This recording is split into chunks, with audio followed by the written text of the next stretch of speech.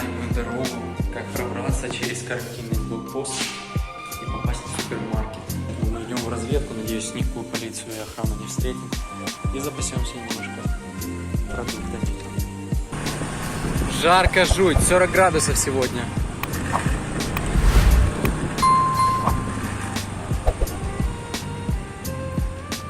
Вот тут раньше продавали продукты, но закрыто. Все закрыто на улице. Все магазины закрыты. Все кофейни закрыты, людей нету. В общем, подъехали к магазину, он работает, пробрались под оградой. И там слишком много внутри людей, поэтому они просят нас подождать на улице. Все скопились, байки стоят. Сейчас посмотрим, сколько там людей внутри. Ага, да, стоят люди. Как даже в магазин нужны билеты, чтобы попасть. Ну, не знаю. Нас сказали подождать где-то минут 20, пока все выйдут. И мы типа сможем попасть в магазин. Главное, чтобы полиция не проезжала нигде мимо. У магазина успешные недели. Люди выносят просто мешками. Мешками выносят продукты. Обносят магазин вообще подпустую.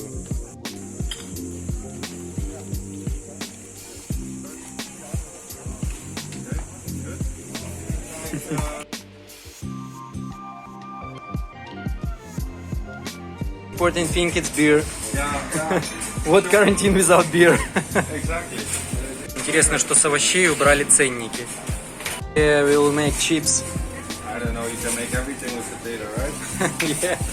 And you can make fucking electricity with potato. Смотрите, что нашел. Семечки. Мартин фирма. Семечки. Мартин фирма. Классно.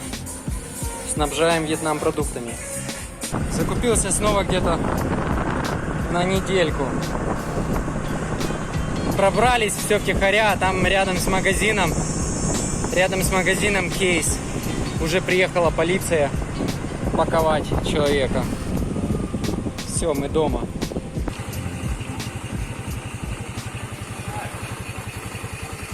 Итак, друзья, поговорим о ситуации и карантине во Вьетнаме. Можно ли будет приехать во Вьетнам в 2021 году и можно ли будет получить, соответственно, визу во Вьетнам. Поехали! На данный момент Вьетнам очень жестко борется с коронавирусом. Все провинции закрыты, все провинции перекрыты. По Вьетнаму передвижение закрыто. Как авиасообщение, транспортное сообщение, железнодорожное сообщение. Пересекать провинции нельзя, переезжать из одной провинции в другую нельзя, естественно, без определенных причин и подтверждающих бумаг. Самая жесткая ситуация сейчас в Хошимине и в Ханое. Там коронавирус не под контролем, они борются, города под жестким локдауном, как, собственно, и Дананг, в котором я нахожусь. Вот. Я нахожусь в Дананге. У нас уже идет 4 месяца карантина, из них 2,5 месяца были просто закрыты общественные места, закрыты пляжи, нельзя было тусоваться на улице, делать там зарядки и тому подобное. На улицу можно было выходить только по уважительной причине. Что считалось уважительной причиной? Это первое – еда, второе – работа и третье – медикаменты. Вот. Последние 5 недель у нас строгий режим локдауна.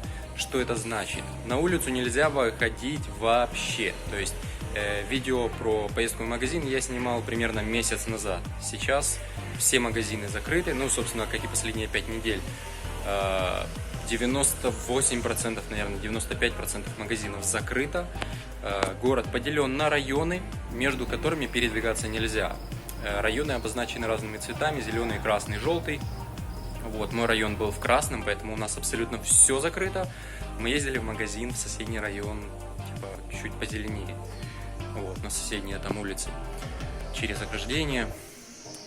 Вот. При этом этот период, то есть не заранее предупредили, правда, о 2 неделях карантина и предупредили, чтобы люди запаслись едой. Онлайн-доставки не работают, Лазада не работает, ничего не работает. Вот. Заказать еду можно через старшину района. То есть это человек, который типа главный здесь, шеф, босс. Вот.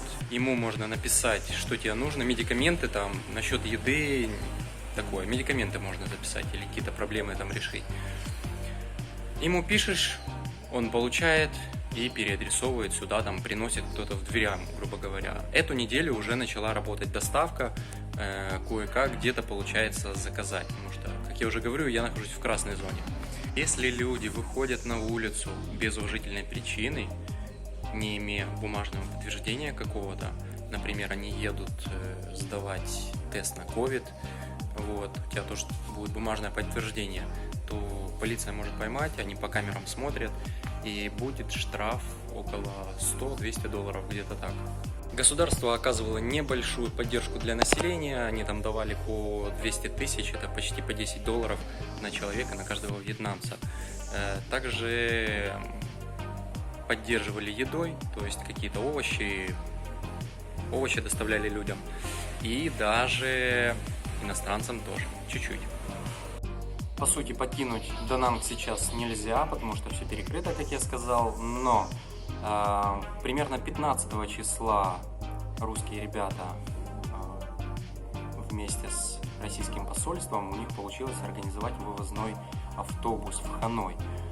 Я на нем не поехал, потому что было немножко рискованно. Бумажка от посольства не говорила о том, эти ребята должны попасть в Ханой, то есть сопроводительное письмо. А эта бумажка, это просьба, пожалуйста, пропустите наших ребят.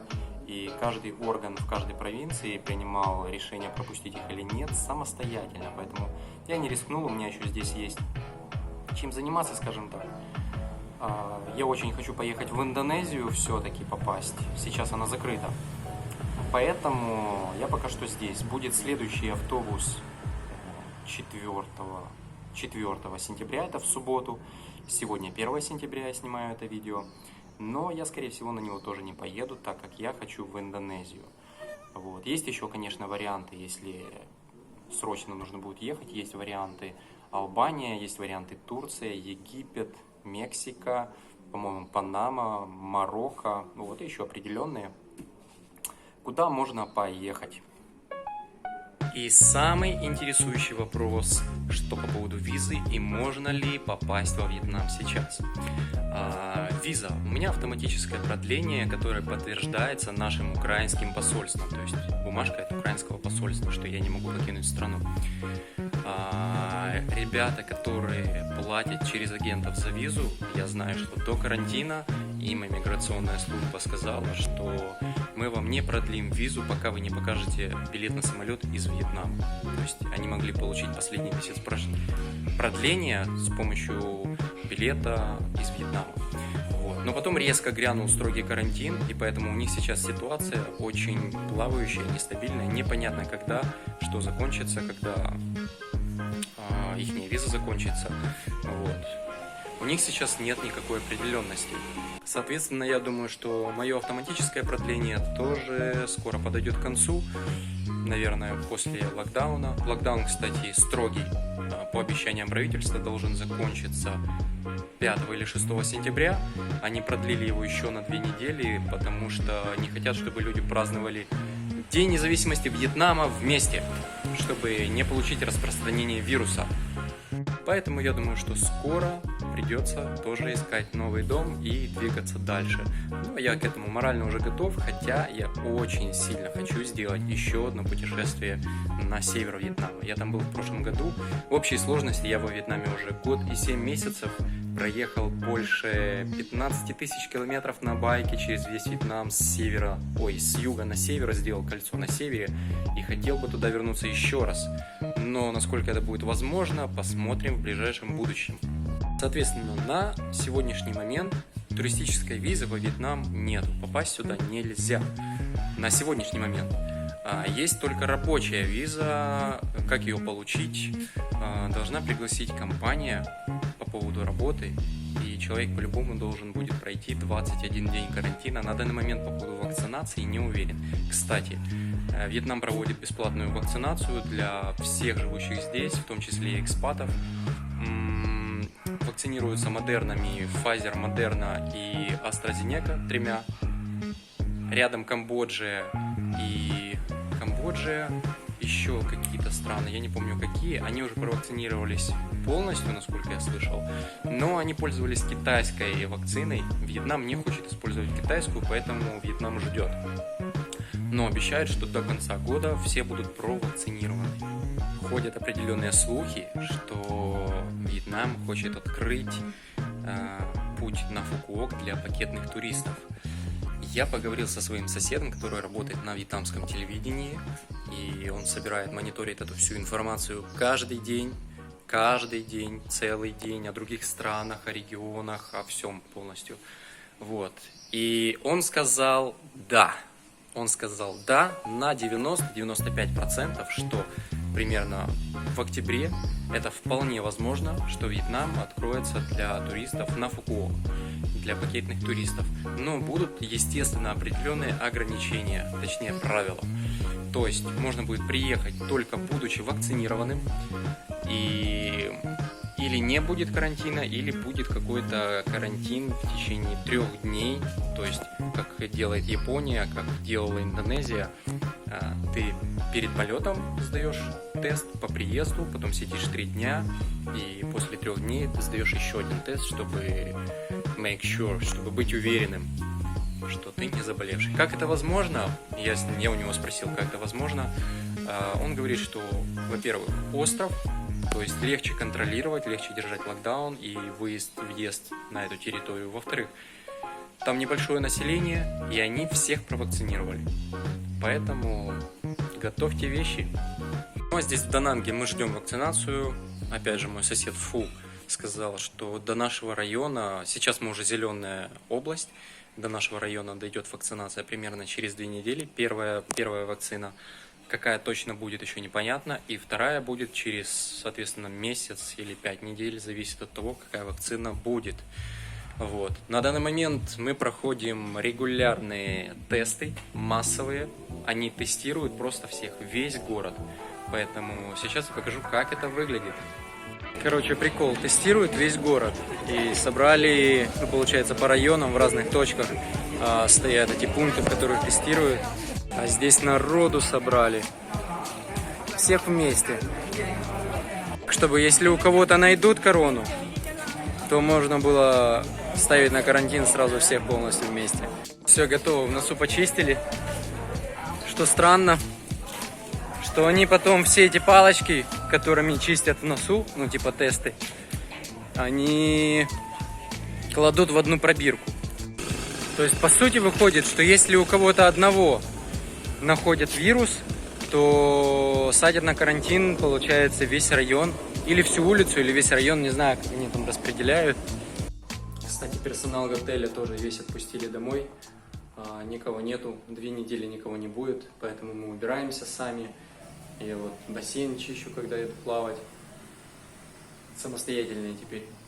Вот такие у ребят жесткие меры, для того, чтобы не дать ситуации выйти из-под контроля. Считаю, у ребят есть чему поучиться, молодцы. Но хотелось бы, конечно, уже конец этому всего делу. Хочется на море. Там волн нету сейчас, но я прям мечтаю. Спать тяжело. Каждый день только засыпаю, закрываю глаза. Я на море. На море обалденные, гладкие, шикарные волны среднего размера. Я такой... Хожу по пляжу, все магазины аренды закрыты, не могу найти борт. И тут девочка какая-то выходит из воды и говорит: «Эй, симпатяга, хочешь на борде прокатиться?» Я такой: «Конечно!» Запрыгиваю на борт, делаю первый шаг в воду и просыпаюсь. Вот такие вот ужастики. Пока что так и живем.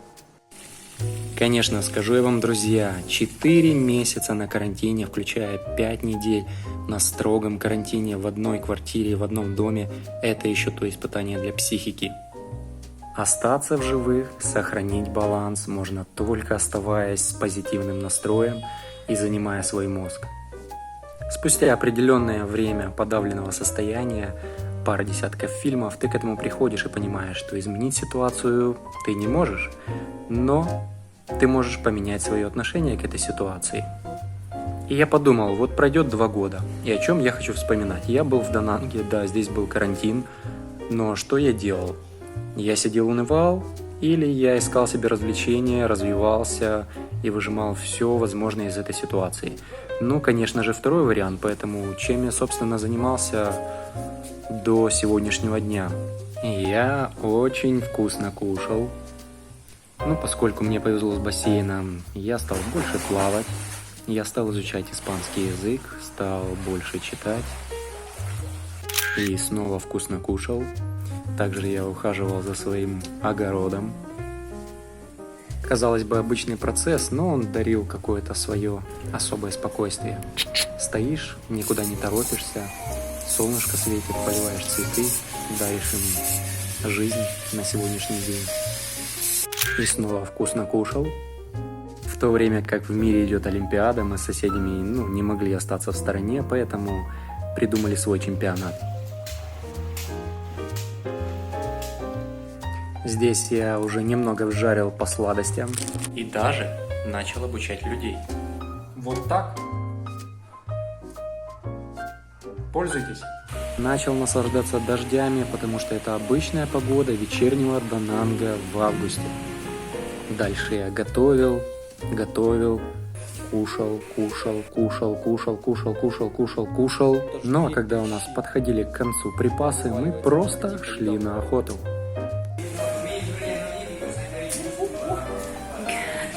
Monkey.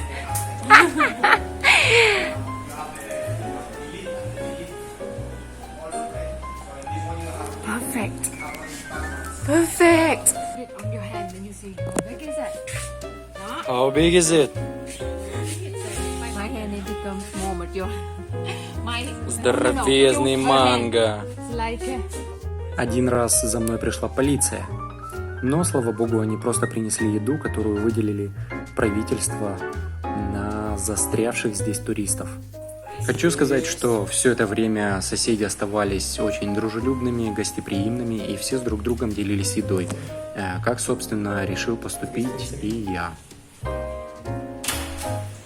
Hello. I came with your case and with gifts. Все, ребят, я угостил, поэтому ваша очередь. Идите, двигайте к своим соседям, берите, что у вас там есть. Семечки, пирожки, не знаю. Угощайте людей, знакомьтесь, желайте хорошего дня, посылайте позитивные флюиды. Вот, а я погнал дальше по карантину. Ну и, конечно, все эти 1000 калорий нужно было как-то зажигать. На этом сегодня мы, друзья, закончим. Я с вами попрощаюсь. Кому видео понравилось, ставьте лайки, пишите комментарии, кто хочет больше узнать о Вьетнаме, о путешествиях налегке, как у меня, своим ходом. Подписывайтесь на канал, будет еще много интересных видео, я буду продолжать. Вот. Если кому-то интересно по поводу моего жилья, так как Вьетнам будет скоро открыт, переходите по ссылке, да, здесь я оставлю для вас подсказочку. Всем хорошего дня, друзья, улыбайтесь, путешествуйте, радуйтесь жизни и увидимся в следующих видео. Gotta follow.